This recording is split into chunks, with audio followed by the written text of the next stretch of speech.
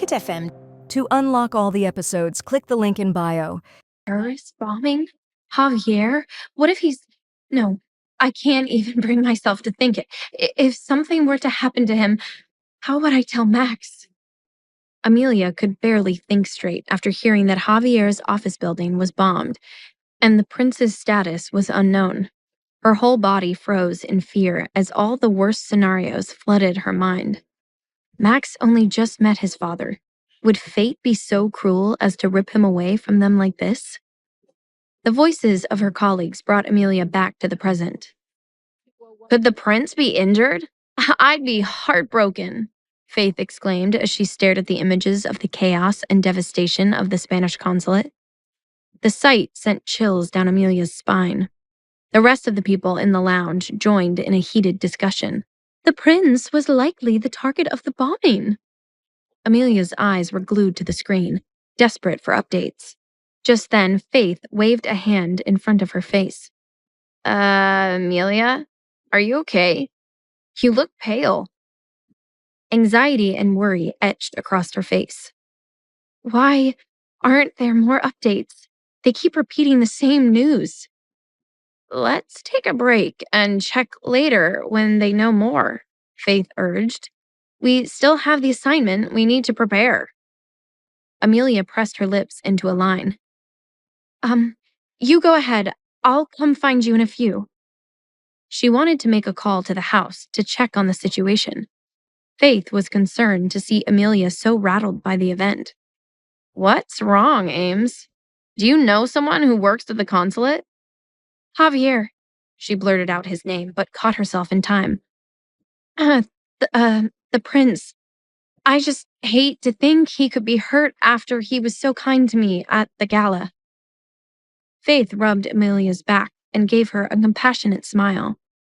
My bestie's big heart worries for everyone. I'm sure he's fine.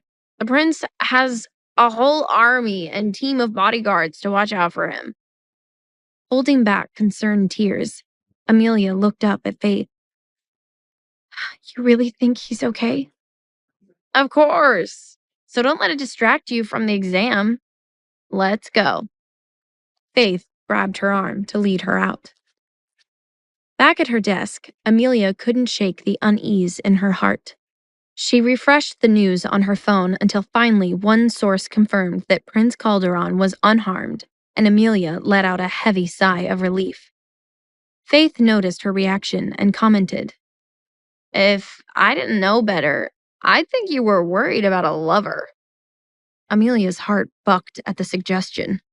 No, impossible. She couldn't be foolish enough to harbor feelings for him. Their rocky relationship could barely be considered a friendship. But to Faith's point, why had she been so worried about him? Shut up. Amelia tried to play off the insinuation. Believe me, I wish I had a lover to distract me from losing Charles to Sophie. Faith nudged her. I was just teasing you, because you keep getting distracted from studying. Amelia forced a smile and turned back to her study materials when her phone suddenly rang with an unfamiliar number, and she quickly stepped aside to answer it. Hello? Miss Rivera. She instantly recognized the voice. Victor, I saw the news. I am so relieved he's... Miss Rivera, we don't have much time. The prince is severely injured and we need your help. I don't understand. The news just said he was unharmed. Victor cut her off. I can't explain over the phone. His condition is confidential. A car is waiting for you outside your office. Please come quickly. Amelia didn't waste another second. I'll be right there. Victor's words echoed in her mind as she hurried to leave. The prince is severely injured? Faith caught her arm. Hey, where are you going? We have to head over to take the assessment. I have to handle something. You go ahead without me, Amelia urged. Faith stared at her incredulously. Ames, what could be more important right now than this? Did something happen to Max? No, it's not Max. Sorry, it's an emergency. I'll explain later. Amelia hurried away, leaving a concerned Faith behind. As Victor claimed, one of Javier's drivers was right outside the building waiting for Amelia. The atmosphere inside the car was heavy. She thought they were heading to the villa, but instead, the car took a series of turns to a secluded location outside the city. After passing several checkpoints, a small house came into view in the quiet, remote surroundings.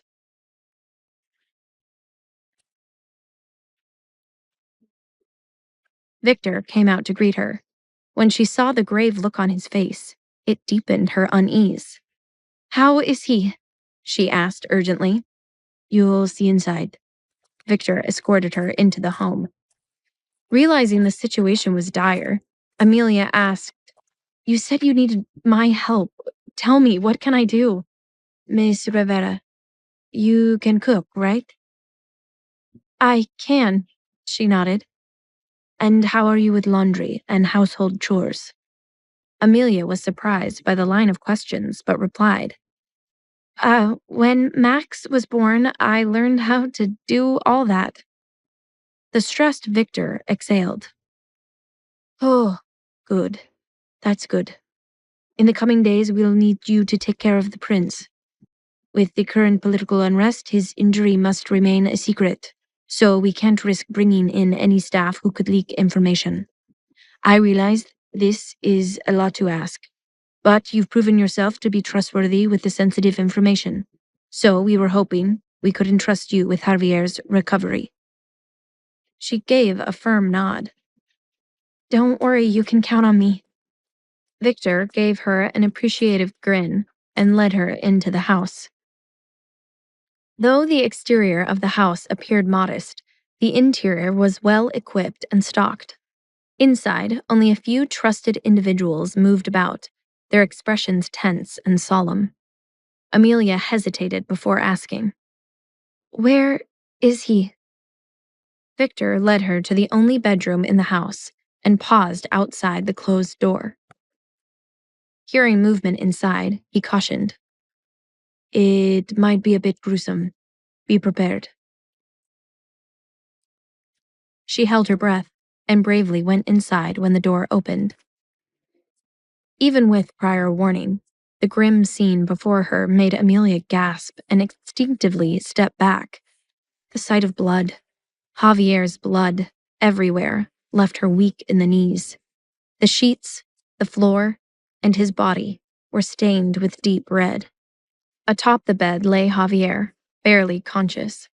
The flesh on his chest was marred by the explosion, and his arm bore a deep, open wound where his bone was visible. Amelia's breath caught in her throat, and she froze.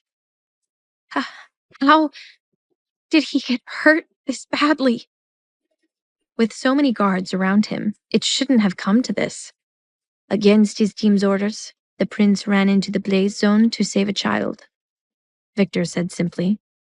Her heart clenched as it dawned on her why the young, courageous prince was so admired by his people. To her, Javier had been a domineering jerk who coldly read the newspaper at the breakfast table. But this was a whole other side to him. An unfamiliar feeling stirred in her, a mix of respect and admiration. She was proud to know that the father of her child was a man of such integrity and valor. It also saddened her to see that being at the top came with a heavy price. As a leader, Javier had no room to retreat from protecting those around him, no matter the cost. When the doctor finished treating Javier, Amelia followed him out into the living room. Dr. Manuel Marquez was a young, revered medical prodigy and a close friend of Javier's from college. He was on a call to personally see to the prince's medical needs. Manuel had a kind, reliable face. Amelia rushed up to him. "Dr. Marquez, how is he?" The doctor removed his glasses, beat from almost having lost his good friend today. "Unconscious for now. His injuries are severe, and he's likely to run a fever tonight. When that happens, you'll need to sponge him down with cold water. Can you manage that?" "Yes, doctor, I think so." "Call me immediately if his fever doesn't subside by morning." Dr. Marquez handed Amelia his card. She frowned, glancing toward the bedroom. You're not staying? What if something happens? Unfortunately, there were many injured in the explosion. I need to oversee their treatment. Plus, my absence will raise suspicion as many know I'm closely associated with the prince. It seemed Javier's care really would be left in her hands.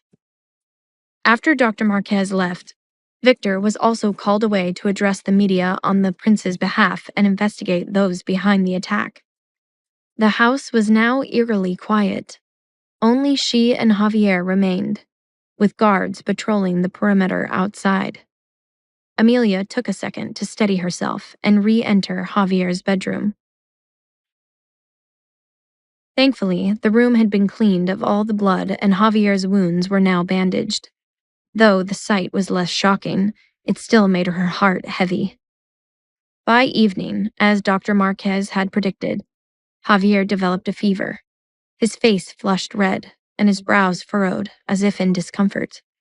Amelia pressed a cold, damp towel to his forehead, and the moment her hand brushed his skin, he stirred. His hand shot up in a panic to grasp hers. His grip was firm, despite his condition, and his palm trembled from exertion. It's okay, it's Amelia, she reassured him. Her voice was calm and soothing.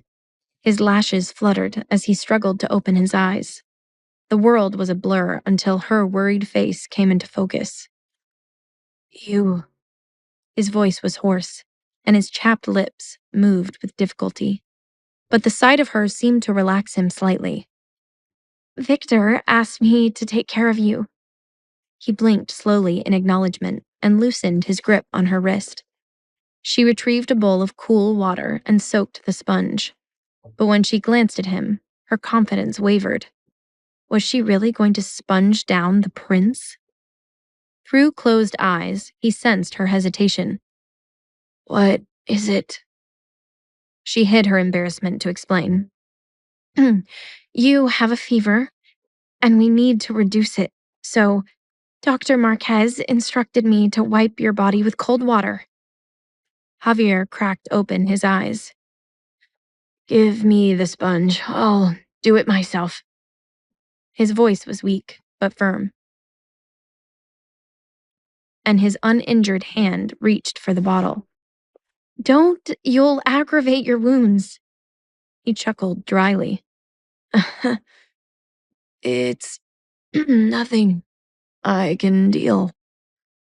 Nothing.